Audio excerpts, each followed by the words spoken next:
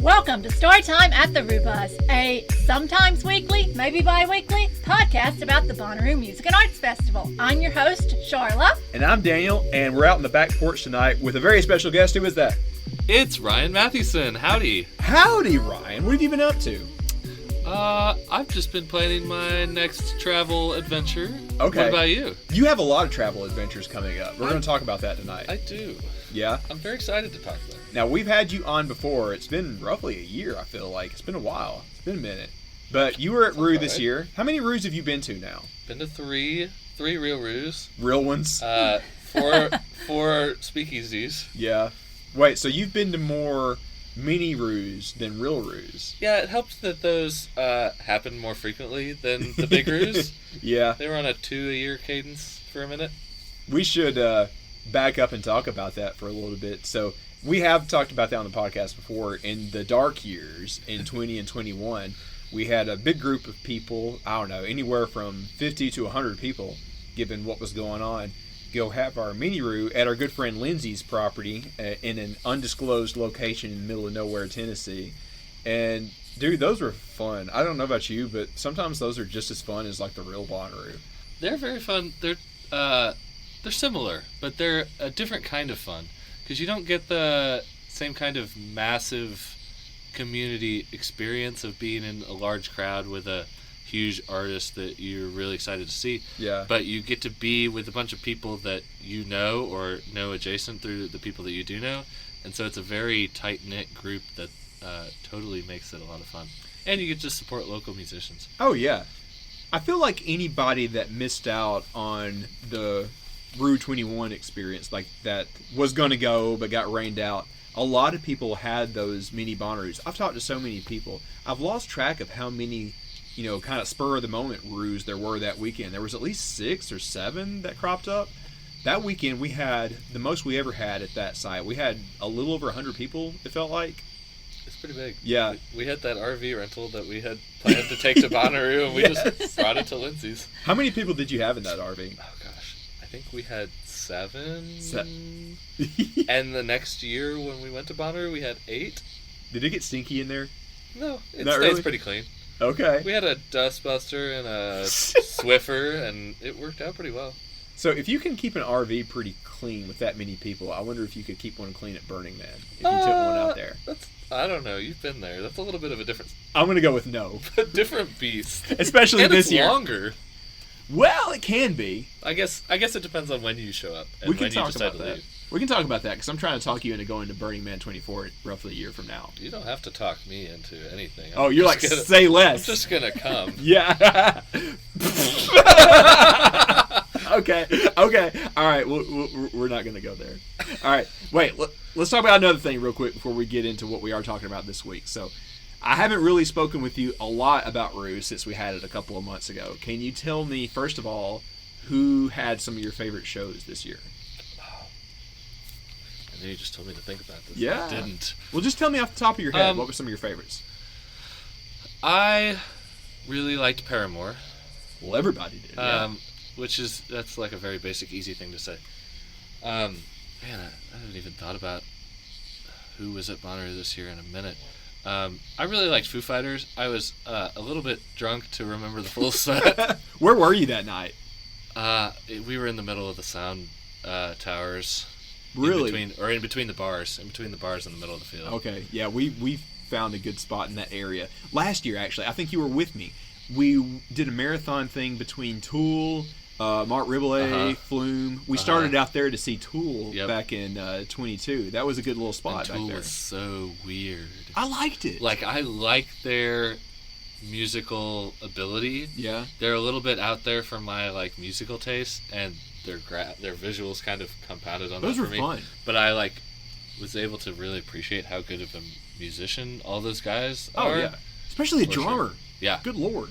That was the biggest, the most amount of drum kit pieces that I've ever seen, for sure. I had liked a couple of their songs, but I never really listened deep like our friend Zach in Chattanooga does, because that's like his favorite band. And 15 minutes into that set, I was like, oh, I get this. I understand why people love this now. Yeah, that's fair. Right, yeah. But yeah, that is a very good spot. right to the side a little bit behind the sound booth. Yeah. No, it's not. There's a lot of bees there. They've migrated. They migrated? Oh, can I tell you something Maybe funny? they just got bigger. They mutated. More of them. They mutated. They're multiplying. All right. What I'm about to tell you, I'm not exaggerating. I'm not making up. Sharla can take up for me for this. Our friend JB can tell you about this. We're over there at a pretty good spot, close to the stage. I'm not going to say exactly where because I don't want to give it away on the podcast. But anyways, we were waiting all day because we decided that we wanted to be pretty close for Kendrick. I think it was during Muna that day, which, by the way, I loved. I'm not kidding. We're sitting there. I'm enjoying the show. I turn around to get a drink or get something out of my bag. And a wasp or a bee or something flies up and hits me in the face and flies off. This actually happened. I mean, I know that's the big joke. But it didn't sting you. It didn't sting me. But it just ran into you? It, like, flew up in my face and it's like, oh, God, get out of here, you know? And I was like, guys, it's real. That's meme is real. Well, There's of course something it's here. Real. It's not a meme. It's real. What are you talking about, a meme? Yeah. We, okay, so during the Portugal the Man set, we were at that same spot, and they were handing out these signs. You're supposed to write something on it. They were doing it for a promo video or whatever. Yeah. And we turned them around and wrote awful stuff like, bees, save yourselves! Stuff like that. They put it on camera. That's hilarious. But anyways, what were some of your other favorite shows? I have to give a shout out. The first time this year I went to the Who stage, my ears drew me there. And there was a kind of electronic-y duo called Paper Idol. Okay. And I've since, I took my camera into Bonnaroo. I'd used my shortest lens possible because they have a 2-inch lens length limit. Very specific. And I only have one lens that I bought specifically just to fit in that because it's the only one that's short enough. And I got some great photos of them, and so I follow them on social media now. Paper Idol. Okay. And they've been showing up at a few other festivals now too. Pretty low in the lineup. They're kind of new onto the festival scene, but they were very good. And I really enjoyed Black Midi too. Oh, I missed that. How was that? They were really loud. Yeah. We got into a semi-mosh pit, or more or less a push each other around. I was going to say, that. I don't know if that's like a mosh kind of band, is it? Kind of. Kind of? I would call it that. Aren't they kind of like on the jazz side of things? Because it felt like they were on the track that led you to Wolfpack. They are less jazzy, but have jazzy elements. Okay. I would say they're more like heavy rock, like very loud, aggressive noise. They didn't really sound like them, but that kind of pick felt like it filled the Comet is Coming slot from a couple of years ago. The kind of like, not really out of left field, but like the very different kind of thing that like the hardcore music nerds are going to love. Mm-hmm. You know? I hate that I missed that. Do you remember what day that was? I think it was Friday. Friday? Oh, yeah. Friday and Saturday is still kind of a blur for me for reasons. Fair. Any others you remember? Sheryl Crow. Always love her. Yeah. She's a Mizzou grad like me, so... I didn't know that. Big fan of her for school choice and for music. Yeah. Do we know anybody that actually saw her when she was roller skating out there next to the barn and stuff? I wish I would have saw her. I mean, she had to have done that before there was anything major going on in Centerville. Well, if you look at the video, it's like kind of sort of sunset. So maybe there was a big show over at What or Which at the time. And nobody, it was funny. Was wondering if it might be closer to sunrise. Maybe it was. I don't know. I guess we could check the angles of the shadows. It was weird because, like, Sheryl Crow is out there on roller skates playing one of her hits. On and the everybody's accordion. and everybody's just walking by like, huh, okay, that's cool. And not stopping to say hello and stuff. Like, I would have said hello to Sheryl Crow. There was another view of that, because that's what I thought too. And there was another view of it where they had kind of pushed the crowd that cared about her to one side to keep him out of the shot. And they were letting him kind of be close, but not in the background. So the people in the background actually didn't care. The people that actually did care were, like, held to the side, and there's Yeah. another view of her from behind that kind of showed that group.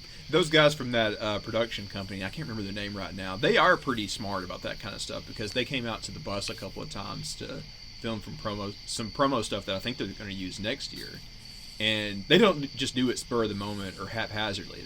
They plan out the angles and who's going to say what. And sometimes you have to like re-say things. Like, what did we film? I don't even remember. It was like one afternoon they came to see us, and it was one of those like, what's your favorite thing about Bonnaroo kind of deals. Do you remember, Charles? I can't remember.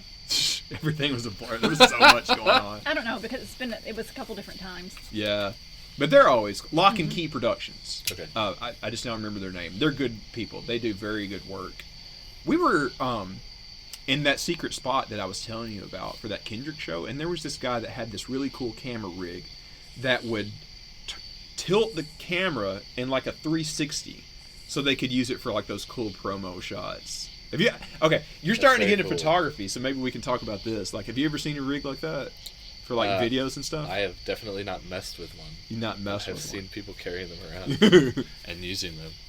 I just found out my coworker at work's sister does like underwater videography. Yeah. And so she's been filming a documentary about a guy that owns lots of fish in New York. Really unusual. What? Like a big fish tank? I Aquarium? guess. And the funny thing about him is he's like the guy that all the Hollywood producers, when they need videos of specific types of fish, he just has them all. And so he puts them wherever they need to go and then like makes the videos. He's a talent agent for fish. Yeah, kind of. That's the band, actual fish. The documentary about him filming fish is kind of a little bit meta, but her rig was absolutely massive. Yeah. I mean, what does it encompass it in a big bubble or something? Like, what's the deal? It's got like acrylic kind of around it to water seal it. I never saw that. There's a lot of big rigs out there that can go crazy, and I've seen quite a few. The ones I've seen the most recently for random reasons are the ones where they have like strapped to their back, and there's a big pipe that comes over the front of the cameraman's head, and then like a rope or a cord or something that hangs down, and it kind of keeps the camera at a certain distance from over your head. So it kind of means it can swing side to side a little bit, and you can move it a little bit, but it mostly stays steady.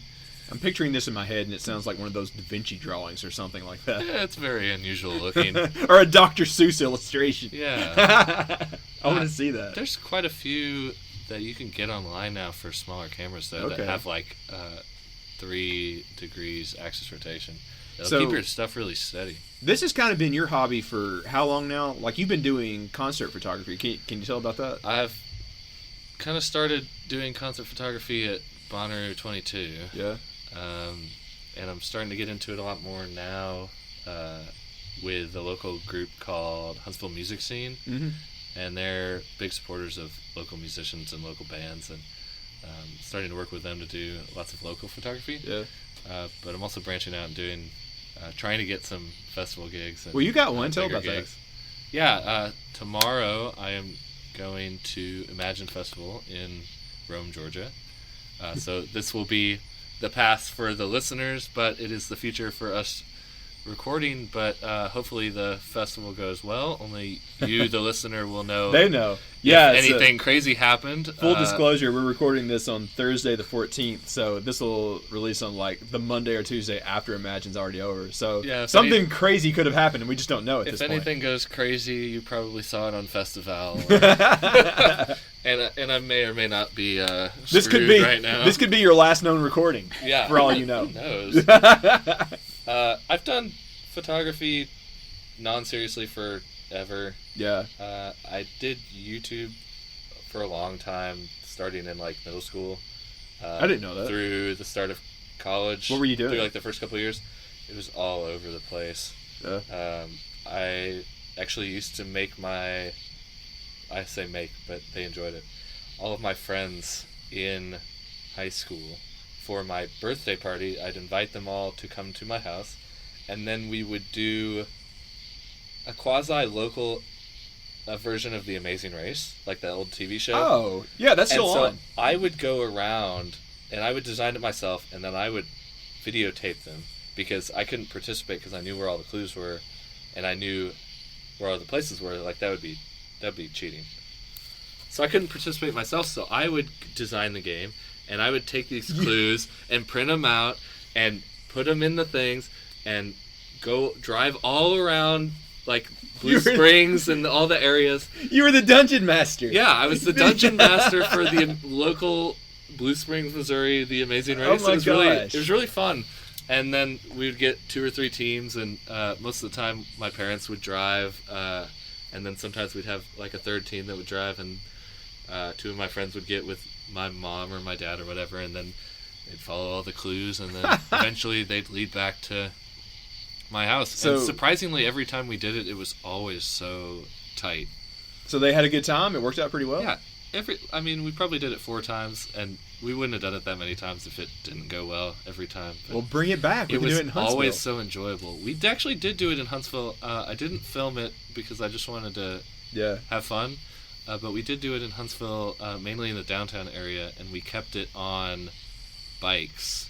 So you could either bring your own bike, or we did the blue bike rentals that they have all over downtown. You know, we're always talking about like different things that you could try at Bonnaroo, and that's something that we're trying to encourage with the new nonprofit is have young people come up with ideas for different like campground activations or new things. Do you think something like that could work at Bonnaroo, like the Amazing Roo Race or something? I think it could. My biggest thought is that wheeled vehicles are not allowed at Bonnaroo. Well, currently, yeah, but you could do it on foot. Yeah, you could do it on foot and jam tracks. And jam tracks. I think it would have to be a very. I mean, I'm coming at this from a perspective of having, like, in every race that I've built, there's like 12 or 14 different locations that you're going around to ish. Yeah, and that would be quite a bit at Bonnaroo. And that would be a lot to commit to as someone who's trying to walk around. Could pare it down to like maybe 6 or something. Yeah, like that. You'd have to make it smaller and maybe make some of the clues time dependent, so it spreads it out over the weekend. So you're not just wasting a whole day trying to do some scavenger hunt weird thing. I feel like we could figure this out. I think there are ways to do it. Definitely not the more standard way of just like knocking it out in a few hours. Well, this is part of the reason for the nonprofit, so we can hand these ideas off to somebody else instead of doing it ourselves. Fair. We'll provide them the guidance. That's the idea. Yeah, it's like, okay, no, this is what you want to do. You do it. We'll just get you everything you need or connect you to the people that you need to know. Yeah. So you're the person to talk to if somebody has an idea for like the big scavenger hunt. Yeah, talk to me. I'm immediately reminded of the scene in National Treasure where... We're going to steal the Declaration of Independence. Yeah, I do. We'll steal the set We're list of Tame Impala. We're going to steal Jim James's guitar. But I'm reminded of where they have to find like a brick in Independence Hall in Philadelphia. Oh, yeah. And it's dependent on the shadow of the building at a specific time that they see on the clock on the dollar bill. So they have to like zoom in and try to read the clock. Right. Like that's something that's kind of time dependent that you could spread things out for, and then you have everybody to would be use trying to do it. The giant disco ball tower as a sundial. So wherever the shadow lands, get out of here, Buck. Whenever the shadow lands at 3 p.m., that's the spot that something's buried. I don't know. I'm just spitballing. Yeah, I mean, you could do something like that, and we wouldn't need any special access to the grounds because we could figure out or ask somebody how tall the tower is. Well, we could do some solar math pretty easily. As far as I'm going to be honest, we're recording this, and there's like one moth that's bugging us to death out here. We're on my back porch. But anyway, okay, so that is something that Bonnaroo is very cool about these days. Like, if you have a tremendous idea for something, if you get in touch with them, 9 times out of 10, if it's going to work, they will support it. They have been super, super cool about that, and that's kind of what we're trying to do with the nonprofit too, is like connect the people with these great ideas with them. But we have lots of time to talk about that. We've talked about how we're taking our time with all this. There's lots to talk about. We'll talk about that later. But for now, we were talking about your photography. I want to get back to that. Yeah. So what bands around here have you done? Because like we went to that same show where all of our friend Wanda had her album released. That was fun. Yep. Wanda Band had their album release for Only Feeling. Stream it on Spotify. Very good crowd at that place. What was the name of that venue? I can't remember. The venue is the Electric Bell at Stove House in Huntsville. That was a great spot. I love that venue. Yeah. I am very sad there's I don't know, it's in the next couple days. It's called Originally Huntsville, something like that. I don't know about that. It's a new music concert series that they're doing in Electric Bell with lots of local artists. Okay. So I'm really interested to start photographing that in future months. So I know you also did Friends of the Bus, Them Damn Dogs, because we were at that show. I got Them Damn Dogs the next night at the camp in Huntsville. So that was really fun. You know what's funny? Sharla and I walked in, and if anybody is in Huntsville, you probably know this place. When you walk in, you walk through this like bamboo forest to come into the main venue. So I walk through there, and the first thing I see is like the band sitting on like the side of an old truck or something, just staying perfectly still. And I'm like, is this a joke? What is this? Are they like trolling people when they walk in? And I didn't realize you were taking the picture. They were literally posing at the time you walked in. Yeah, it was so freaky. I was like, this is something out of like a weird like word association dream or something. Yeah. It makes good art. It makes good photos. So wait, who did you do photos of at Rue this year? What were some of your favorites to shoot? At Rue, I didn't mostly get close enough to do a lot. Yeah. I got Paper Idol because the Who stage is very easily you can get right there. accessible. Yeah. I love how it's like a kind of a hut now. Yeah, it's so cool. I like that more. Yeah, me too. I think it's fun in that new location too, because it's right next to the roadie rolls. I missed that. But yeah, the old location, it kind of almost felt like an afterthought. Yeah. It didn't feel very Rue, but now the new one, it feels like a mini tent, like this or that. Yeah, and I mean, it's kind of living in that land where Calliope was. Yeah, the cinema or comedy tent used to be there back in the day. Yeah, in that little corner back there.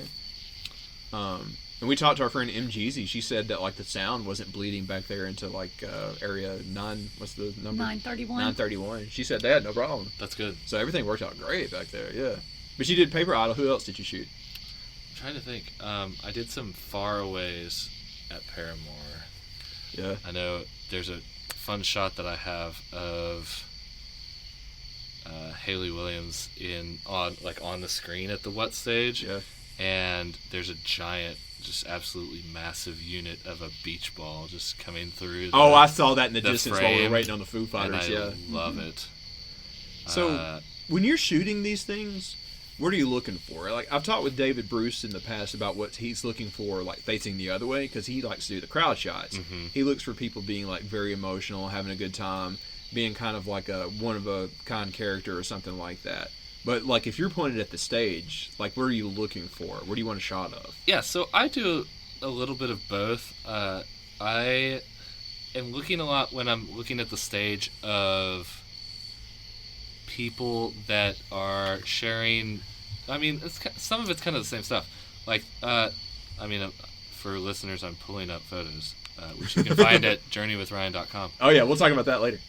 Like these guys are just standing there holding each other, looking into. This was at the Grizz Sunset show. I remember parts of that. They were just arms around each other's waists, and those guys were just having such a good time. And I really like that photo of them. So I'm looking for stuff like that.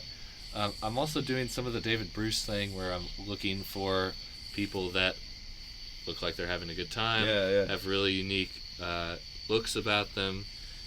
David Bruce I'm always looking to see if the Rue shoot is anywhere near, which that's a great shot right there with the other tent neon sign. Fantastic. This is all audio, so like again, Journey with Ryan or JourneyWithRyan.com. Yeah. I was trying to remind myself who else that I took photos of decently close. I have one that came out well of Diarrhea Planet. The way you said they were actually a really fun show. I was there. They had so many guitars. That was the thing that got me. It's incredible. So our friend Brandon that rode in the bus with us, him and his wife, like that's one of his favorite bands. That was one big reason he was at Rue this year. So I'm like, yeah, I'll go with you, see one of your favorite bands. That's great. And I didn't realize it was that many guitars in the band, like so 6 many. guys. Yeah. And what was funny is like when we were asking people like, hey, who should we have for the Rue Bus show this year? there was a lot of people saying, you need to get Diarrhea Planet. They're from just up the road in Nashville. That would be great. It would be like a hometown show for them. Very cool. I don't know how we would have logistically made that happen with 11 billion guitars. Yeah. Like, I love those guys, but it just would have... That'd be a lot. Let me put it this way. When we had Repeat play for us, like, literally on that very, like, duct tape stage that we had for him back in the day, we barely made that work. And that was, like, guitar and bass.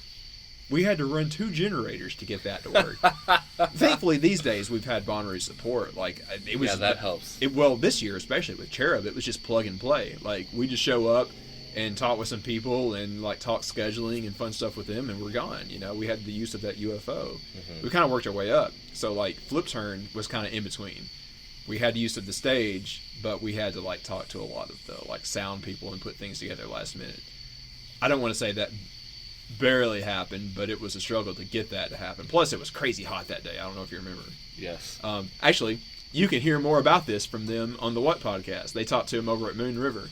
I got them connected with Barry. They had an interview with him. I think that's going to be on next week. Very cool. With them and Taco and Brian Stone.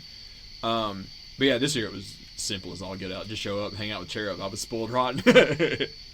But back to the photo stuff, like David Bruce's stuff, I feel almost as if it's somebody doing photos for the National Geographic, seeing wild animals in their habitat or whatever. It kind of feels like a unique combination of like Nat Geo and what is it, People of New York or Humans of New York. He said that before. That's one of his inspirations, I think, if I remember that right. I definitely see where that comes from, for sure. What's your inspiration? Like, what are you looking to get out of those photos? Like, what are you trying to, like, make it comparable to?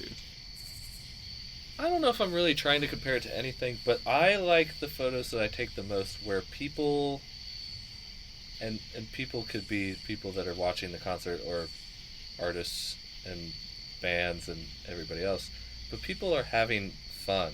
Yeah. I really like those photos where people just having a good time, or they're showing like a very strong emotion, and a lot of artists are really good at doing that. Yeah. Because they're stage performers, but I like being able to look at a photo that I have taken and feel the same emotion that they're experiencing when I took the photo with them. That's a good way to describe it. Answer. The one that David took that I always refer to is this girl that was almost coming to tears. And I forget what band she was singing, but it was clearly very special to her, and she had her mouth, or her hand over her mouth. She was about to just break down, and you could tell it wasn't out of sadness, it was just out of pure joy. Yeah. You know, stuff like that. I loved, we did the yearbook photo shoot with David early on Thursday. Yeah. And a couple days later, I think it might have been Grizz the Sunset set, and I was just wandering the field at the What stage, and I ran into David because we were trying to take a photograph of the same person. Really? That's amazing. And I just looked at him and I'm like, damn it. No, you beat me there. And then we both took a photograph of them, and then we parted ways, and then we ran into each other again. Wow. And we parted ways. And then we ran into each other a third time. This is all within like 20 minutes of each other. Well, you're doing the same thing. Because we were doing the same thing. Your eyes were drawn to the same people. Mm-hmm. It's the perfect time during that sunset golden hour to take photos of people and get amazing lighting. And that show specifically drew a lot of golden hour, man. Yeah. Unique people, unique outfits. It was really fun. You ever notice how, it's not like this is an eye-opening thing, but you go to different shows and you see like different types of people. Yeah. The best representation I've seen of that was that night when I was going back and forth between Korn and My Morning Jacket. It was like going between like the stoners table in the lunchroom at high school to like all of the like slightly different stoners, I guess. But you could tell it was like very different demographics. That was so fun. So you said you and David Bruce were trying to take a picture of the same person. What stood out about that person that made you want to take a picture of them? I really liked their commitment to, I don't know, I felt like I don't know if David would be able to describe it any better than I can. We need to talk to him and get his side of this. Which I'm struggling, but the outfits that people put together sometimes are just so amazing. And there's some people that have really great outfits, and you can tell they just kind of like they bought it online, or like they don't look like they really tried. You, like you go buy a costume at Walmart for Halloween, like you can do that, or you can like learn how to sew and put your own costume together and be like a very specific curated thing. So and you can really tell the difference between those. Our friend Cosmic Christie, she's been on like 2 years ago probably. She does that. She makes her own things. And this isn't to down anybody that's buying stuff off of Shein or whatever, because like not everybody got time for that, you know. Yeah. But you can tell the difference, you know. Yeah, you can tell the difference, and if you can buy things online and make them your own instead of just using whatever from Amazon. It's like really easy to just get something and just use it, but and that's fine. Like most people aren't committed to their outfits to just be a really unique thing. But if you want to take that one step above, you can curate it starting from something that already starts on Amazon. I kind of feel like there's also like this third in between option.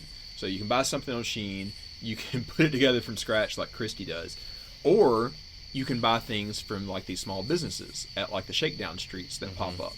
So like one of my prized things is this pashmina with cats on it that I bought down at Okeechobee.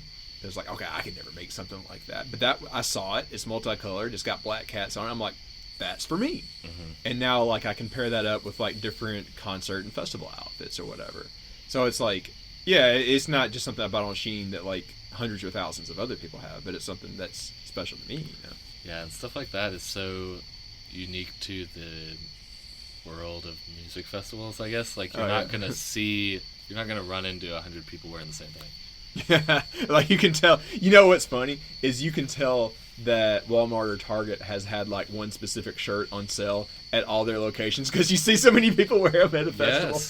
Yes. I have a button down that's really nice and flowy, and it's multicolored. It kind of looks like acidy drips mixed with paint, kind of. Yeah. I think I remember that. Very cool looking shirt, and I got it at Buffalo Exchange, and I was like, this is a really great find. And I found out later that Buffalo Exchange actually makes their own like brand. Wait, what? I didn't know that. Of clothes that they mix in with all No, the they do exchange not. stuff. Yes. Well, I don't know if they own it. They own the brand themselves, or they're partnered with a different company that sells at Buffalo Exchange. But that I have been to multiple Buffalo Exchanges now that have the same shirt. And I have seen other people at Bonnaroo wearing the same shirt. Because I have been in there and seen like multiple of the same item, and I thought it was some kind of like dead stock or something like that. Okay. Where did you hear this? Now. Well, I found out when I looked at the tag. Oh my god. And I was like, why didn't I look at it before? You just told a lot of people that Santa isn't real. Right. I mean, a lot of the stuff in there is real. It's just not. Some things are a mirage. That is a good wool over the eyes mirage. I never realized that. So, okay, Buffalo Exchange is that vintage place. There's one. It's not vintage. It's not vintage. Vintage. Excuse me. It's like a what's that? Play-Doh. It's like a Play-Doh's closet, but for about 1,000 hipsters. times better. And there's only like 6 locations. It's like Nashville, St. Louis, and I don't remember so where else. New Orleans. Most people listen to us would know the one that's kind of close to Vanderbilt on that side of Nashville. What's it near? That's the one I bought it at. Yeah, I've been in there. I know what you're talking about. Oh my gosh, that's crazy. That makes so much sense, though. I did not think we would be talking that much about festival fashion tonight. Interesting. Okay. No, I've been trying to put myself in I have been thrown a curveball because you're a curveball. I like dressing up for festivals, and it's a little harder to find unique things as a dude. Yes, thank you. I've been saying that for annoying. years. Yeah, exactly. But now I've got a curveball when I got an email from the media people from Imagine, and they're like, we prefer that you wear all black or very dark colors. Well, and I don't wear a lot of dark or black, and I had a feeling they were going to do this. Yeah, you know the reason for that. Because the photographers are going to be real close, so they don't want like some wook wearing a rainbow distracting everybody while they're trying to focus on the visuals of the EDM artist. So I have been thinking, once I realized they were probably going to ask that, and then they did ask that, I'm trying to figure out different outfits to put together that are low-key enough to fit into that professional-ish vibe, but also enough to immerse into the main festival goers as well. That's going to be So tricky. Well, just change your clothes, man, when you're off the clock. It's been interesting. Yeah. I know some of it's going to be take the black shirt off. You know, I wasn't that much into, like, guys' festival fashion because I had given up. It's so hard to find good guys things and, like, Play-Dohs. Guys' festival fashion is like, you wear a basketball jersey or you wear a button-down whatever. I wasn't until this girl gave us matching outfits at Burning Man last year. She gave me this matching shorts and, like, kind of a tank top with a hoodie get-up that I wore one day at Rude and I wore down at Okeechobee. And is that the one that's on your profile picture? Yeah. And I never thought that something like that would be me, but I put that on and I was like, oh, I'm going to feel silly. And, you know, of course, at Burning Man, nothing feels silly. So I just kind of like, oh, wait, this is kind of cool. And I got more confident about it. And I wore it at Okie and I'm like, okay, this is cool. Like, one of the bands, like, shouted me out. It's like, hey, bro, that's a cool fit. Like, from the stage, you know? And I was like, at Rude, I'm like, let's do this, man. And she owns a business. Do you remember the name of that business? Noralina. Well, at Burning Man, you don't promote anything. Well, we're not at Burning Man. But now. we're not there, so Yeah. I can say it. Noralina, and so she was on the vendor list. Yeah, she was at Rue. At Bonnaroo this year, but I never found her. Yeah. Well, we'll have to find her. Give her a But shout out. it is on Etsy, Noralina Designs or something. Yeah. And you have a matching fit somewhere, Yes. right? Mm-hmm. Yeah. We need to match it up one day. You need one too, Ryan. You can match Yeah, it. that's very cool. Yeah, get one. I'm going to look in the Imagine vendor list Yeah. and see if she's on Yeah, there. see if she's there. You should totally get something. It's good stuff. It's comfortable as all get out, too. It sounds really cool. I mean, I know it looks cool because I see it every time we talk. Buy one, and then you can also wear it to Burning Man and match with me, and then you have to fight me in the Thunderdome. So that has to be a thing. That sounds fun. Yep. That sounds really fun. I will not hold back. Ugh. I will hit you in the face with a Nerf baseball bat. Oh, I can deal with that. I can deal with that. I can live with that. Okay.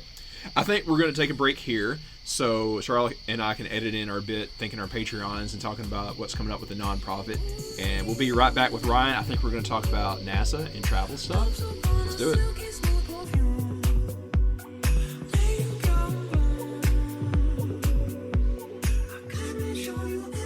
So, hey everyone, we're back, and as we often do, we are time traveling forward to Monday the 18th. So, thanks to Ryan for coming over and hanging out with us. Him and his wife Jordan are so special, and after Ryan got off the podcast, we actually just hung out with him for another couple of hours and just talked about all of his travels and all of his photography, and it was just so much fun. Yeah, and apparently all of the fancy weddings that he gets invited to. Oh my goodness. He told us all these stories about all these international weddings that he's been to and that he's going to, and just...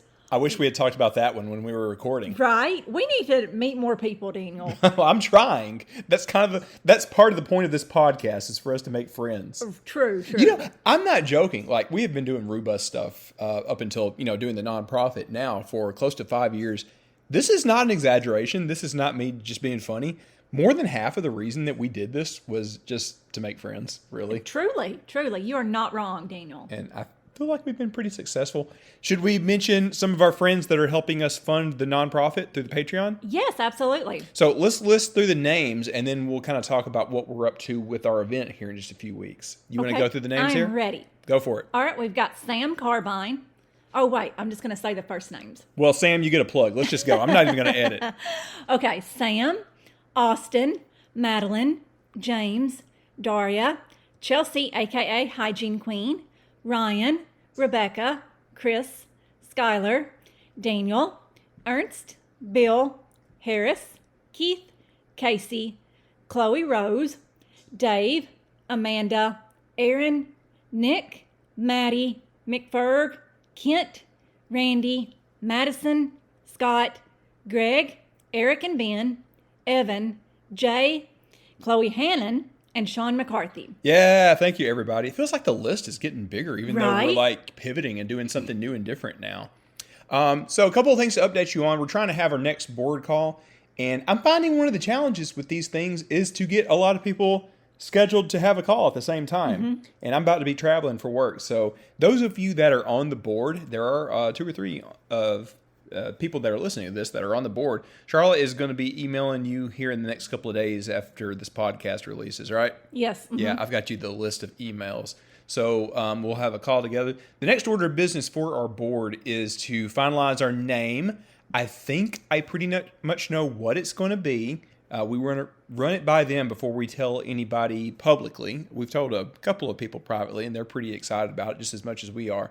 So when is that event coming up? The first one here? Okay, so October the 13th, we are going to have a kickoff event. It's going to be a small event, and it's going to be here in Huntsville / Madison. It's at the Madison Tap Room on Highway 72. It's going to be the evening of October the 13th. Friday the 13th, right? Yes, Friday the 13th. It's going to start at 6 p.m., so it'll go roughly 6 to 9 p.m. You can come at any time throughout those hours. Madison Tap Room on Highway 72 in Madison, Alabama. Excuse me. Madison Tap Room is a wonderful, wonderful, amazing family-owned business. They have craft brews from around the region and just such a cool spot. And they're letting us do this. And what we're actually doing at this event is essentially just a kickoff. Come learn about the foundation that we're doing. Come learn about our nonprofit and just really see what we are all about. Yeah, we were just in there the other night. We were visiting with the great lady that runs the place, Miss Heather. She does a fantastic job. She's a sweet lady. Met her husband for the first time in there, too. They've got a lot of good stuff, and they're doing a lot of good events. They do trivia night. They have live music in there. They have open mics. They have bingo. They have karaoke. Yeah, there's a ton of like a couple of Nintendo Switches and board games and Cards Against Humanity in the back. One of those great kind of like hangout places. We love them. We want to support them. So that's going to be kind of like the host for our first real event as a nonprofit. Right. So October the 13th, 6 p.m. Yes, please. 6 to 9. Please come if you can. And if the North Alabama area isn't really home for you, if you do want to come down, please message me and Sharla privately, and there is space in the bus for you to crash. It's actually pretty clean, even though we took it camping a couple of times this summer. It's been ruined and everything. So if you want to crash, touch base with us privately. We'd love to have you for that. We got a place for you to stay if you want. Of course. We've said it before. There's always room for someone in the bus. And we've had people that have been multiple times. I'm going to a concert here in town. Can I stay in the bus? And, just reach out. We've talked about this a little, but we've talked about it a lot with people, when we're not recording. Huntsville is kind of blowing up as a live music city. We've had a fantastic summer with the Orion. I went to both nights of Fish when they were here, and Lana Del Rey is here, next week? I think so. Yeah. That was a hot ticket in town, but so many good things have been going on. So if you are down in the area, if you're going to one of those shows, I guess the season for the Orion is almost over. But next year, I'm sure they're going to get some really good acts. If you want to come down and you're from out of town, want a free place to stay, want some friends to hang out with, please hit us up. We'd love to talk with you. Okay, we're going to go back to the episode here in just a minute, but we want to give you a heads up. We like recording outside on our back porch when we have friends over, when it's more than just me and Charla. When we were out there, there was a dog that is in the neighbor's house that was just barking his head off. I think he was unhappy that we were out there making a racket and laughing and cutting up. So we talk a little bit more about travel and stuff with Ryan, but you're not going to offend anybody. If you skip ahead about 15 minutes, you will jump to where we just gave up and came in the house to get away from the barking dog. So after I get done talking and you hear the music transition to the next segment, it's about 13, 14 minutes. If you want to jump ahead, you're not going to hurt anybody's feelings, right, Charles? I promise we do go inside at some point. Yeah. The dog is not that bad, but he gets progressively worse as it goes on. You'll tell. So skip ahead. You're not going to hurt anybody's feelings. But don't just I'm giving up, this dog, and turn it off. Well, we gave up. We came inside. I want to hang outside, but it just didn't work. Just push the forward button. All right. If you can't handle it. All right. We'll see you guys in the rest of the episode, and we'll see you for a new one the week after next. We'll jump back to our talk with Ryan. Bye.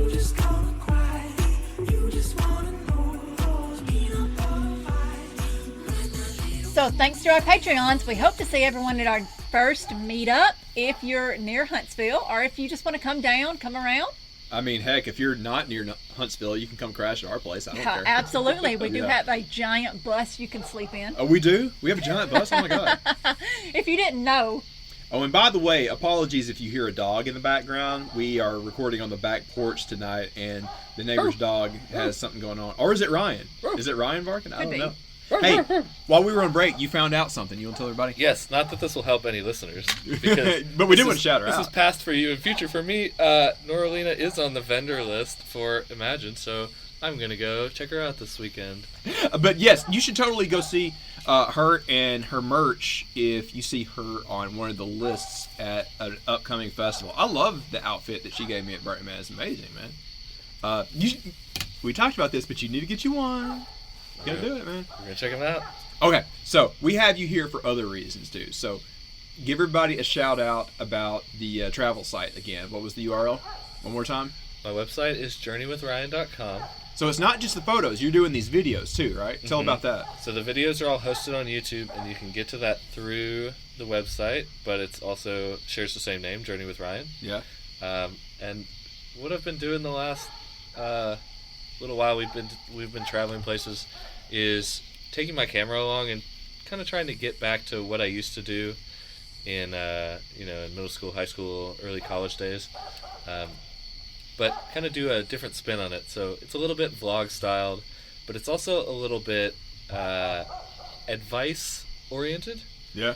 And showing people as I go on these travels and adventures and doing different things, talking about what we actually think instead of reading it on some super biased Yelp review. Yeah, it's hard to trust and giving those. people, yeah, it is. And I mean, if you can see the video and see the actual experience that a review is based on, you get more than just some person's words. And there's some advice that we throw in there if something's really confusing.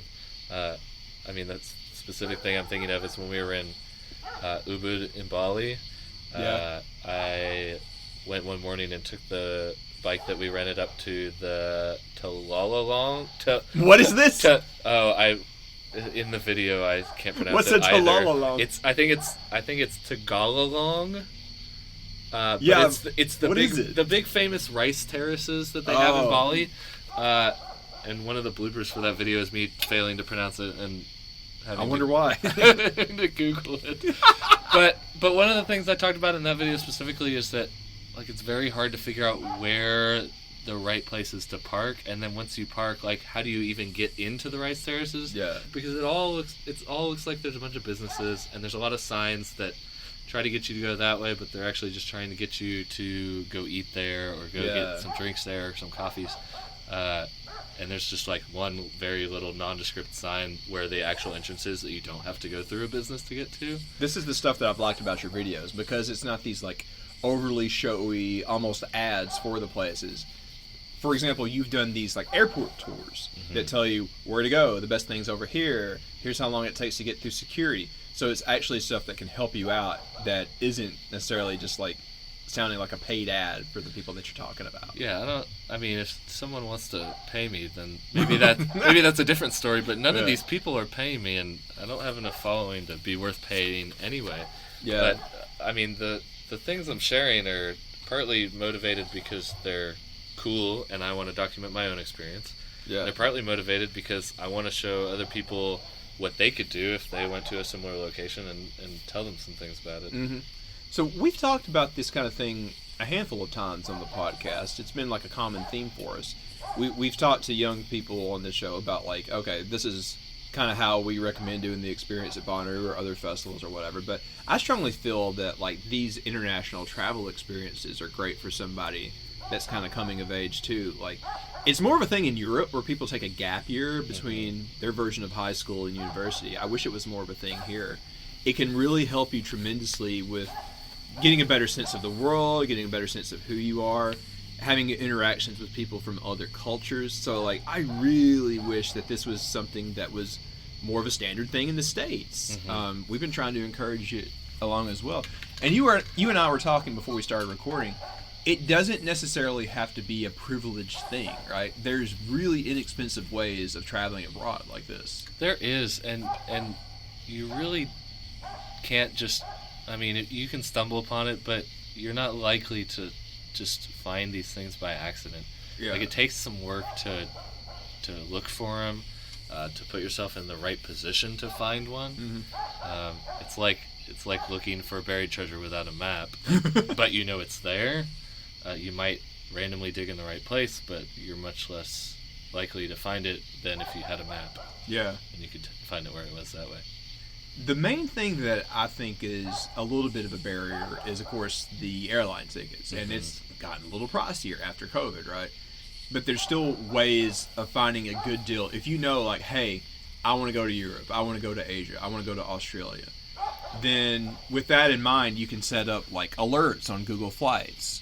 Something that I found getting our latest trip booked was I actually found a way cheaper deal looking for the same thing on Orbitz, because it was able to combine different airlines into the same ticket price.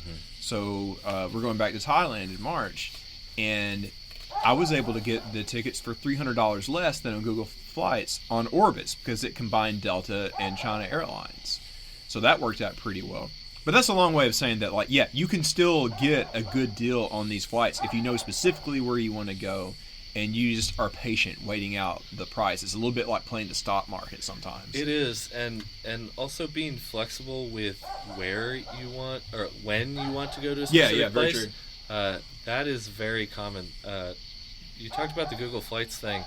That's my best free advice because Google's free. As long as you have a Google account, you can go on Google Flights and you can say, I want to go from, well, we're in Huntsville, so I want to go from Huntsville to Porto, Portugal.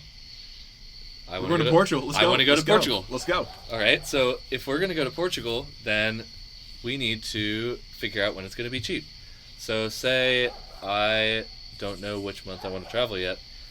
I'm going to go on to Google Flights and take 1 week out of every month, maybe in the middle, and this is going to sound a little bit confusing when I tell you afterwards, but I'm going to pick a Tuesday to Tuesday search category. It doesn't matter, just 1 week, Tuesday to Tuesday, and it's going to pull up the flights that are available, and it'll tell you how much it is, and it'll show all the different airlines. Yeah. And you can put different requirements on there, like you don't want to have more than 2 stops. You want I forgot about that. Yeah. exclude certain airlines. You Yeah, want to eliminate United sucks. like So the total length of travel has to be under 20 hours from first airport entrance to last airport departure. Can you put in that you don't want, like, long layovers or something like that? They're not as good at the layover thing on Google with the search features they have, but you can kind of finagle your way into it by doing the duration of the flights. Oh, that's good. Yeah. So I'll do that maybe once in August, once in September, once in October, once in November, whatever. Yeah. And when you get to each of those pages, it'll say, watch this route or watch this flight, and you just slide the little slider over, and it will, if you have your Google account set up on your phone, it'll send you push notifications. If you have Google set up with your email, or if you have a Gmail on that account, it'll send you emails. So I get emails all the time when I'm just looking for flights, and it'll say, hey, the prices have changed. I have a wedding in Ecuador next June. Yeah. So right now I have a bunch of these little 1 week in June. Bomber needs to get them dates I out, call man.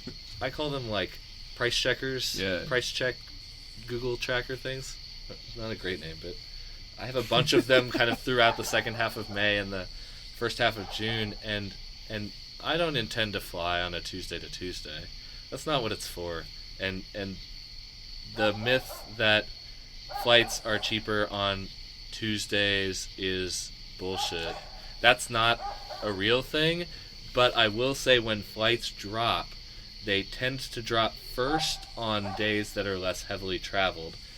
And then if they continue to drop, they drop on days that are more heavily traveled, like weekends. So I'll tell you something I've noticed in terms of timing. International flights, I don't know why, seem to be cheapest in October.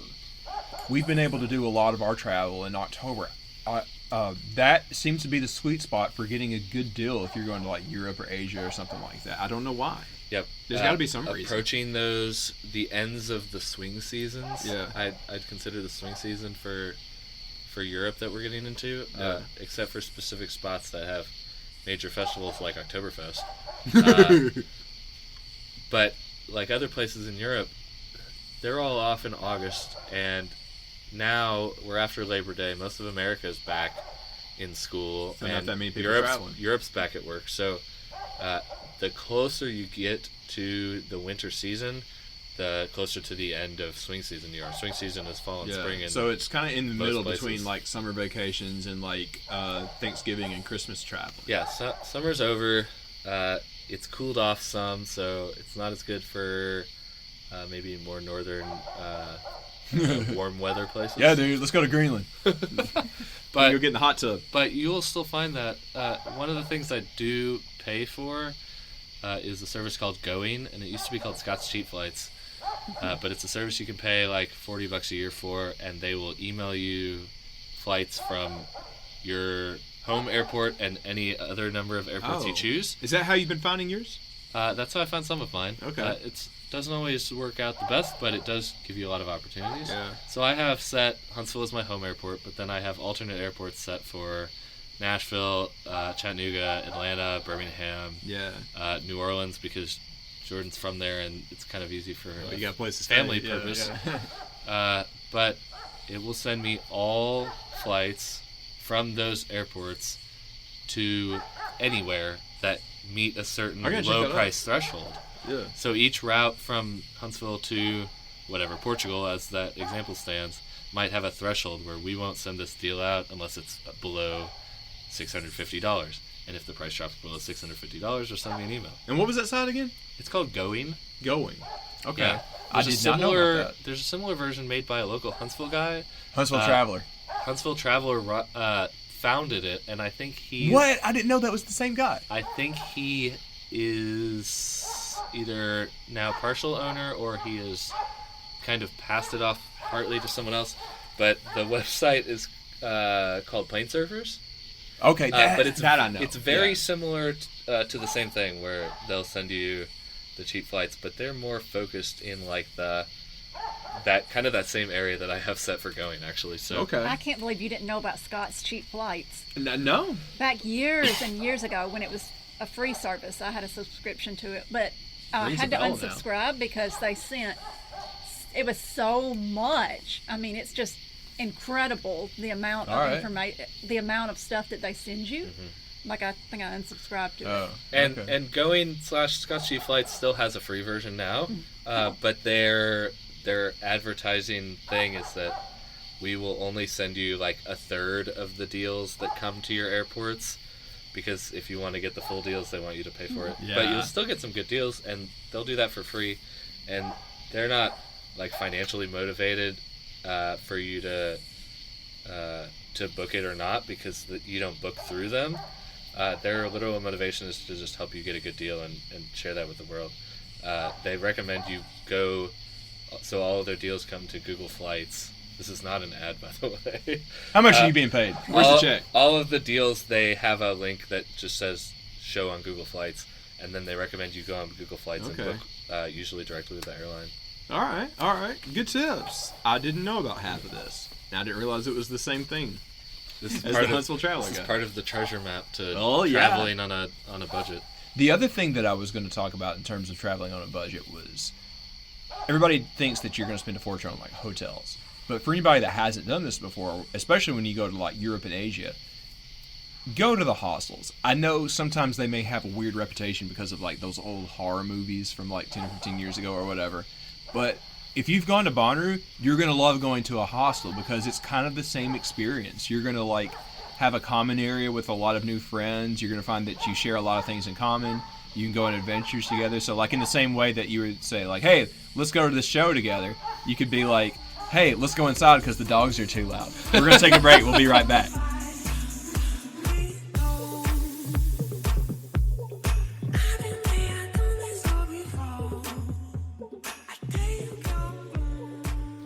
Okay, we're back. And y'all, I apologize. That dog kept getting louder and louder, and I think he was barking at us.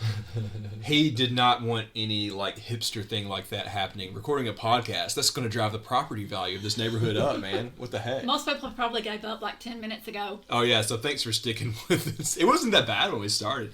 Anyways, we were talking about hostels.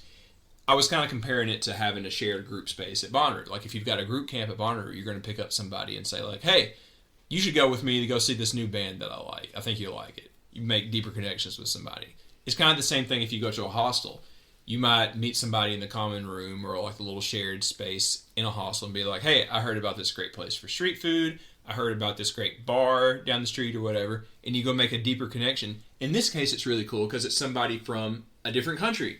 You're going to learn about different things going on for them in their life in a whole different place that you haven't been to probably. And that's the thing that I really love about those kind of places. In fact, we had one of the best experiences ever about 4 or 5 years ago. Do you want to tell about it, Sharla? So we actually stayed at this hostel called Slumber Party, and it's actually located in Krabi in Thailand. And they actually offer adventure tours. You can go on a jungle tour, you can go on an island tour, you can go on a bar crawl, things like that. And it was something like 800 baht or something, and they take you around to all of the islands on the Gulf of Thailand. 800 baht in US dollars is what, like $10? Something like that. Something like give or take. 15, 20. Yeah. I mean, it's very, very, very inexpensive. I mean, compared to what you would spend if you went down to went down somewhere in Florida or went to, the Caribbean or somewhere like that. If you got like a condo in Gulf Shores, Orange Beach, or somewhere in Florida for a week, you'd be like spending $2,000 for a nice place. But anyways, they take you around island hopping essentially, and you get out on this Thai boat, and you're with all of these cool people from around the globe, and that's what makes it really special, and that's what makes it such a different experience and such just an amazing experience. I mean, people are speaking just all of these different languages, but you're all coming together, to have this experience together. And it really is. It's Bonnaroo on the Gulf of Thailand, hopping around all of these islands. They take you out there. Cheap alcohol. We go to this beach. And it's like literally like the beach from The Beach, the movie, or something like that. I mean, we're out there, and the very first thing they do is they take you to this little beach, and they make you shotgun a beer, and then they make you climb up a mountain, literally. Well, a big rock wall, yeah. Yes, and there's like one person in the tour group who's like afraid, and everybody's rallying them on, and then they feed you an amazing Thai lunch, and they take you to a super famous Thai cave, and you're up in there with, literally people from Australia, people from the Middle East, people from Brazil, Portugal, all over the world. And just such an amazing time and such an amazing experience. You get to go snorkeling out there, and everyone goes around and tells a story about themselves and what brought them to Thailand, and you're out there, just drinking and having a great time. What's been your favorite experience at a thing like that when you have like a shared space meeting new friends abroad?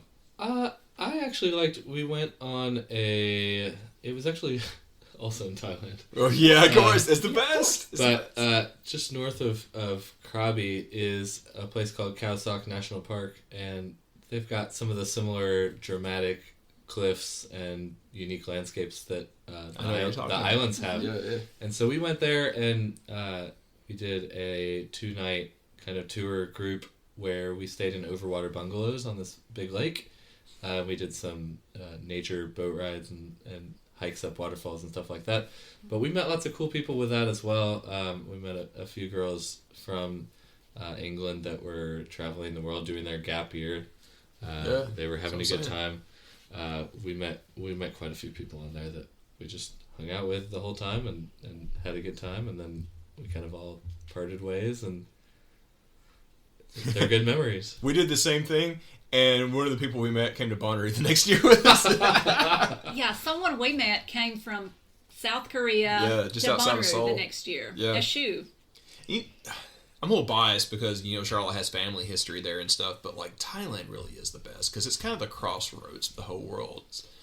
You've got people that it's not that far a hike for from Australia, New Zealand, people from India that aren't super far that are there to party, the European backpackers, then, us Americans coming over, it's a little bit of everybody there, and I love it for that. Not just in terms of people that are traveling through, but kind of the different things that you can see in a place like Bangkok too. It's everything and everybody. Yeah, it is. And I guess a tip for people that might be nervous about considering a hostel if you're sleeping in the same room with strangers, I will say 2 things.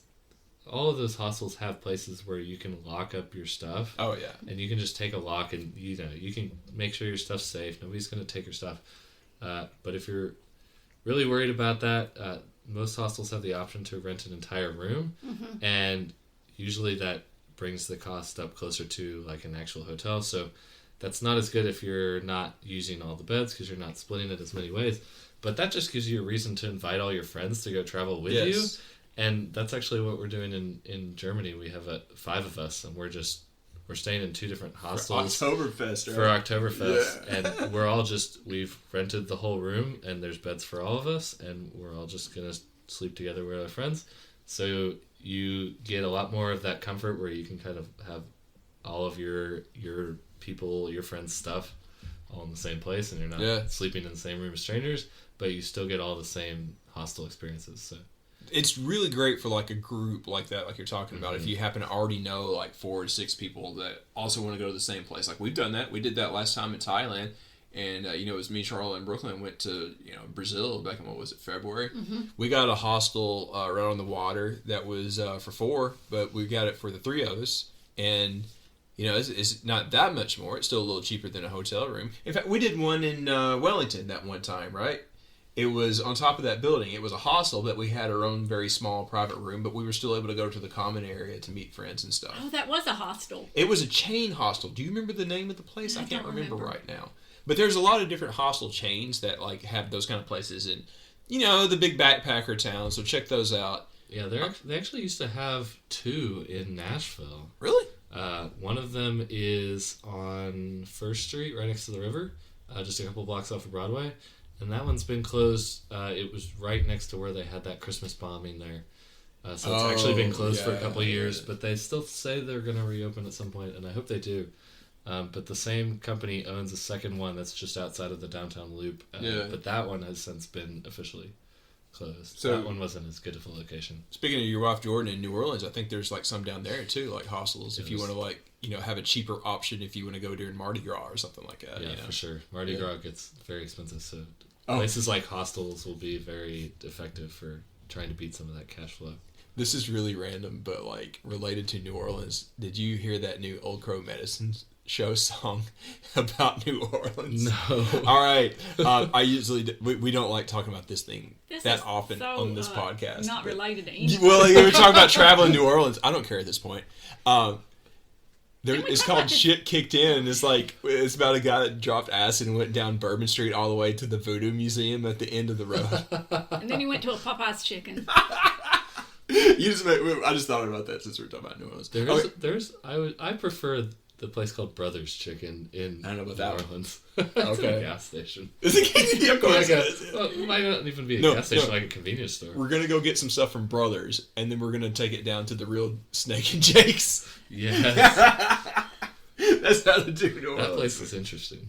Okay. Any other tips for everybody on travel before we move on? I would say that, and some people aren't as good in a financially stable place to do this, but I would say if you can and you want to get a credit card or multiple if you're crazy like me, and you want to try to churn through some credit cards, I would say look at a trip you want to do, and maybe there's a specific airline or specific hotel that, like if a specific airline flies a really nice route to that destination, or if it's like a hotel that is really nice that you want to go to at a specific place, have a goal in mind and then see if that hotel chain or that airline has some sort of credit card that they offer. A lot of the major ones do.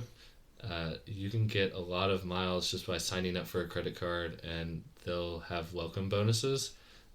You might have one that's like 100,000 miles or 100,000 points as long as you spend $3,000 in 3 months. And like that's some of them are longer, some of them are less money, some of them are more money. You can kind of choose your own adventure there, but that can give you an opportunity to buy the flights or buy the hotel rooms with points or miles, and that'll drive down your cost quite a bit too. So I've never been a credit card person, but since I took this new gig earlier this year, I'm having to travel a lot. And just because of the way that the finances work, it was highly recommended that I get one. I'm like, okay, I broke down. I just set up on auto pay so it doesn't get any interest or anything like that. And I was like, I like to travel, so I got the Delta one, and I've been racking it up, dude. Yeah, it's nuts. I will address that for people that don't have credit cards. The interest number is always very scary, but if you get your statement at the end of every month, and as long as you pay it off by the due date, you don't get any interest on that cash. It's just like paying with a debit card, except you just wait till the end of the month and then you pay it. And most people should have it on auto pay, and you just pay it off. And as long as you're a responsible credit card holder and you don't spend money that you don't actually have to pay it off at the end of the month, then you will be just fine. So, like, I can give you an example on mine. Like, I'm doing, like, on average, a work trip every other month.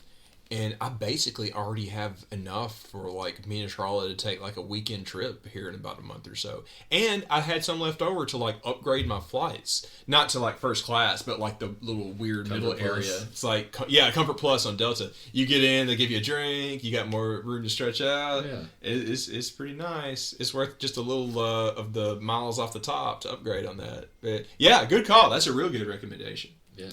All right. Moving on. I wanted to talk NASA stuff with you, but we would go on forever. We're already past an hour. We would talk forever. Yeah, we'll do. You want to do another one just about NASA stuff for too Sure. long? Yeah. All right, Ryan is thinking about his. We're going to have Sharla go first with her pick. So I actually have a correction from the previous podcast. We said that Jason Isbell, or I said that Jason Isbell had not released a new album in a while. And he actually did. He released one back in June, but he released it something like June the 8th or June the 9th. And guess where my mind was around June the 8th or June the 9th? It's not on this planet whatsoever. So I missed that. And also he released it under Jason Isbell and the 400 unit, not Jason Isbell. So I actually listened to a lot of Jason Isbell on Spotify, but Spotify didn't notify me that he had a new album out. How dare they? Because it was under Jason Isbell and the 400 unit. It's listed as two different things on Spotify. So I didn't get that notification, and I guess I just was not paying attention whatsoever at all. So anyways, I went back and I caught up on his new album, Weather Vanes, and it's probably my favorite album that he's ever done. Like, I absolutely love it. He's got several great songs on there. King of Oklahoma is one that I really like. Just some really, really great songs that's definitely worth checking out on there. I mean, he's just such a fantastic songwriter. Just a wonderful, wonderful artist. So definitely go check that out. Weather Vanes is the name of his latest album. And Jason Isbell and the 400 unit. And Daniel and I have told this before, but Daniel, the 400 unit, we were talking about this the other day. Yeah. So the 400 unit, for those of you who may not know what that is, well, that's his band, obviously. But the 400 unit was actually the name of the mental ward of the psychiatric ward. The psychiatric ward, I should say that. Apologies. The psychiatric ward of the former hospital that was in ECM in Florence, Alabama. That's about it. I think there were like these stories about it potentially being haunted also, if I remember right. Probably. But that building has been torn down for about 5 years now. So that area could be haunted? I don't know. Maybe. But there's fun stories about that. Jason is pretty tied into his hometown area in the Shoals area. And you've heard of the Shoals because a lot of cool music has been recorded around there. There's been Rolling Stones albums, Bob Dylan things. Cher, yeah. Recently Lana Del Rey. Lana Del Rey, yeah. Michael Jackson. Wait, really? Yes. I didn't know that. Yes, I promised. I promised the album that he recorded is on vinyl, and it's in there in the little box. Well, it's not Michael Jackson from the Jackson 5. It's another Michael Jackson. It's my cousin. He just happened to His name is Michael Jackson. Also He put an Michael album Jackson. at Fame Studios. I promise. Oh my god! But it was probably like some like honky tonk "She Stole My Dog" country song. I don't know what it was. I never listened to it. But it's on like a little small vinyl in there in that It says box. Michael Jackson, You Fame put that on. Studios. Wow. Anything else, babe? Oh, the Sack Bryan arrest video. Pick of the week. That's your pick of the week. His arrest video. She sat there and watched that whole thing. I watched one the night. whole hour of it. Oh my god. That's long. Yeah. Hey, she That was has fun. dedication to her favorite artist right now. Dedicated, yeah. It was some pretty good viewing. Well, what happened? You haven't heard? He got arrested. But why? Being mouthy, being sassy. He got pulled over for going like 5 over the limit. Number happened? one, he did not get pulled over. His security guard got pulled over for going something like 70 and a 35 or some jazz like that. I don't remember. Okay. But it was something like that. And then he pulled over to wait on his security guard, and like 3 minutes go by, and he gets out. He gets out of his truck, and the police officer goes up to him, and he says, "Sir, please get back in your vehicle." Please get back in your vehicle, or I'll have to take you in or something. I don't remember. I'll take you to jail. Yeah, and he said, no. He said, get back in your vehicle, or I'm going to take you to jail. And he said, I'll go to jail then. And immediately the cop put him in handcuffs and took him to jail. And outlaw country, man. Yes. He's a man of his word, I guess. Yeah. Pretty much it. That's pretty much the I story. think like his publicist thought it was gonna like be bad for him, but literally everybody was like, "Man, he's a badass." Like it works out pretty well. He just kept mouthing off. And now his mugshot is like the cover of Spotify's Outlaw Country playlist. It worked out great for that guy. A lot of people didn't know who he was. They were like, "Hey, that's cool. I should go listen to his music." Yeah, he kept getting mouthier and mouthier the longer the video went. Yeah, just go check that out. Anything else? That's it? That's all. The Zach Bryan arrest video. Are you next, Ryan, or should I go? I'm next. Go for it. I remembered. So we kind of talked about my quasi-amazing races earlier, but there's something that's much better done. Don't go watch my old stuff if you can even find it. It's too late. If you can even find it, because it's on a different YouTube channel. But I will recommend what's also on YouTube. It's called Jet Lag the Game. What? And this is spearheaded by an educational YouTuber who goes under the name of Wendover Productions. His name is Sam. And Sam gets 2 of his writers / editors and a 4th person who is usually a different educational YouTuber as a guest. And they split into teams of 2, and they have different challenges. Kind of like The Amazing Race. Okay. So they'll have cards that they draw where they have to do challenges so they can get these fake coins, which they use coins to buy certain forms of transportation. They can put traps for the other team to fall into to slow them down. But they're on the 8th. They've maybe only been doing this a year and a half now, and they're already on their 8th season of this. Oh my gosh. Wow. Like, it's crazy. And each one is different. So the one that's happening currently is the only repeat they've done so far, which is Tag Across Europe.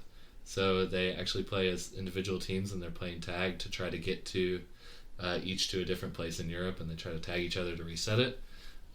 One of their seasons is racing to circumnavigate the globe in 100 hours. What?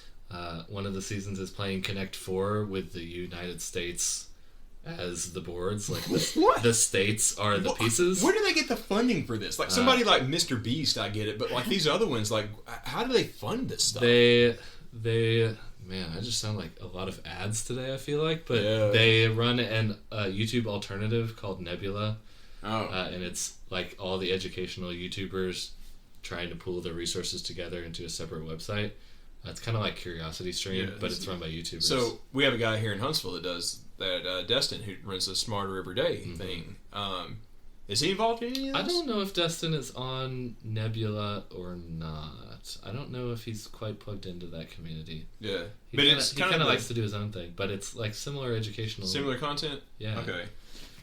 But Jet Lag has been, I think, by far and away the most popular thing that has come out of Nebula. So if you're a subscriber and you pay them money, you get it a week before everybody on YouTube. But I don't do that because I like free YouTube. And I wait a week, and now I get it on YouTube. So what was the name of the channel again? The name of the channel is called Jet Lag the Game. Okay. I will take a look. Anything else, sorry? Just that one? That's what I got. All right. I got a few things. First one is a follow-up. I talked with Maddie on the last episode, or maybe the one before that, about Baldur's Gate 3, which is basically just D&D as a video game. I'm here to report it is great, but the takeaway that I also have for anybody that's considering it, it's going to be way slower than you're used to with most video games because it's turn-based. It's just kind of like a more methodical strategy kind of game. So it isn't going to be like a beat 'em up thing. Like, so I just played like the Jedi Survivor, whatever the latest one is, and that's like a very much an action adventure game. Everything's fast paced. There's lots of little button mashing moments where crazy things are happening. Baldur's Gate 3 is not that. It's very slow go.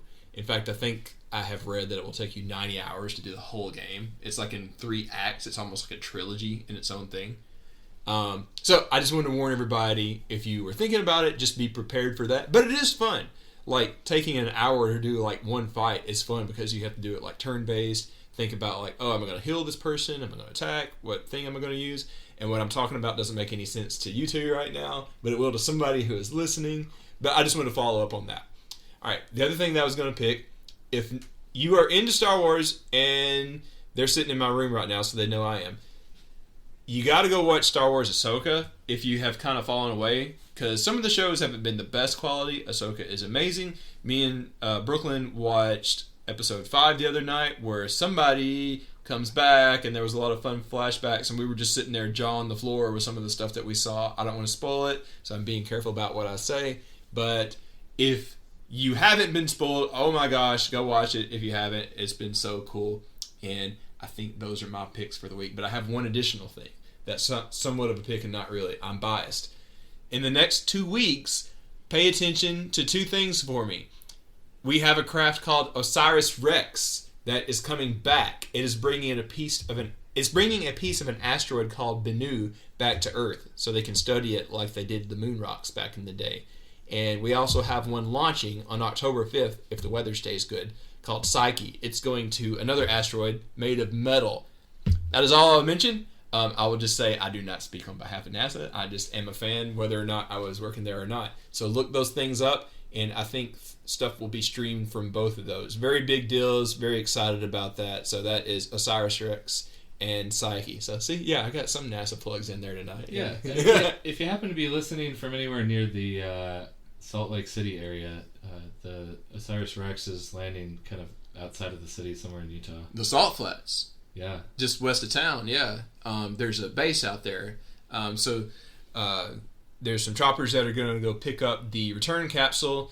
They'll pick it up, and it will be shipped down to Johnson in Houston for them to study the pieces of the asteroid. It'll help us learn a lot about where we came from, the early days of the solar system and the whole universe, because that thing's been floating around for forever without anybody messing with it. So that's going to be fun. And you know, the funny thing about the other one, Psyche, is a metal asteroid. The most common question I get, isn't that the one that's worth like quadrillions of dollars or whatever? Yes, but we're not bringing that one back. Sorry, we're not mining that one. Well, not yet. Yeah, I don't know. That's for somebody else to decide, not me. But yeah, Elon's distracted with other things for now. Yeah, keep him distracted, please, God. Okay, Ryan. Anything else this week? Where can people find your stuff again? You can find me on Instagram and YouTube at Journey with Ryan, and my website is journeywithryan.com, and you can see all my travel and music photography there, along with my blog, which I like to blog for every gallery that I post up there. That's where you can find all my stuff. Very old school blogs. Oh my God.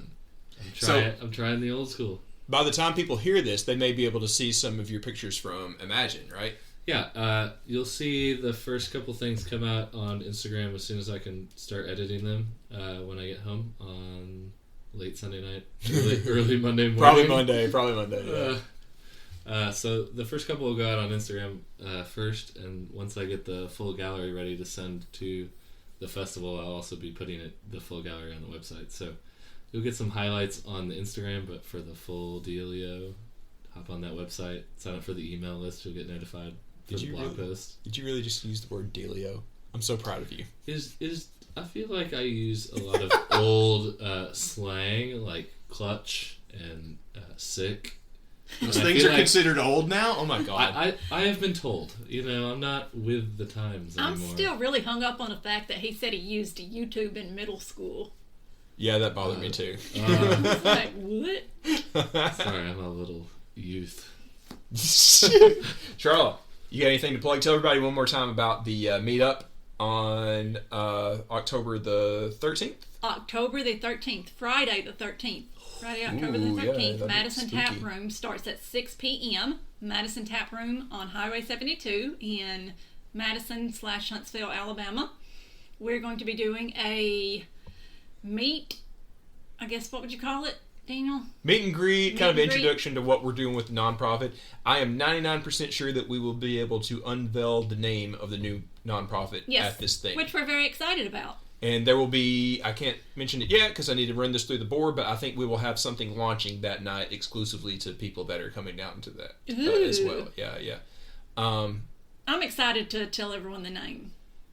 We have a fantastic name. I'm so excited. Do you know this name? I'll tell you when we're Someone done. came up No. with it. Yeah, I'll just say JB came up with it. Oh, we're going to say, okay. Yeah, no, I'll call him out. JB gave us the fantastic idea for this. Good job, JB. Yeah, good Well, job, JB. JB and someone else. Yeah, it was a group effort. It's a yeah, group on our effort. Discord. A lot of Good people. job, group.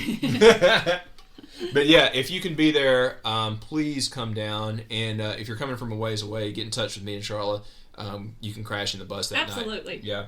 Oh, and one last thing too. I will be in the Salt Lake City area for about a week. Probably when you hear this. So from that Tuesday for almost a week, I'm meeting up with our friend Sammy, who was on the podcast earlier this year. And if anybody else listening to this is in the Salt Lake City area, let's talk. Let's go get a beer, lunch, dinner, something like that. I just want to hang. I don't want to be there only for work, so let's go do something. It'll be fun. Did you say what time the meetup is? Starts at 6 and goes to around 9-ish. Yeah. What if we did the Bonnaroo trivia again that night, like you did at Rue? Ooh, I missed it. I want to do Ooh, it. That'd be fun. You want to do that? Yes. You still got all your questions and everything? I do. Those may be a little hard, though, so I have to, Well, that's have to okay. amend them. That's okay. Let's do it Hey. exclusively for Ryan, for him to pick out Oh, the okay. trivia. Yeah. Yeah, he might know them. All right. So trivia at the new nonprofit meetup. Yes. Yeah, that'd be fun. Hype. All right, I guess that is it for this week. We'll be back the week after next. Hit me up if you're in Salt Lake City. Please come to our meetup. We'll see you guys the week after next. Bye. Get out there and radiate positivity. I don't know why.